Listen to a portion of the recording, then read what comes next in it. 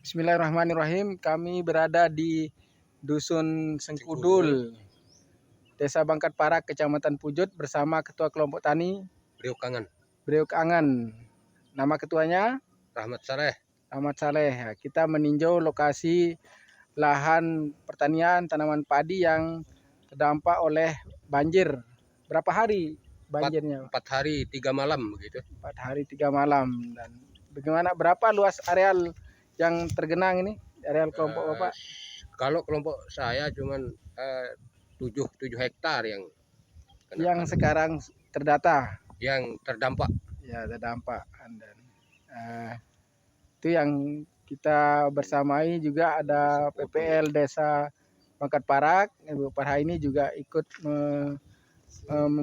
melakukan pendataan terkait dengan lahan yang terdampak banjir. Demikian. Assalamualaikum warahmatullahi wabarakatuh.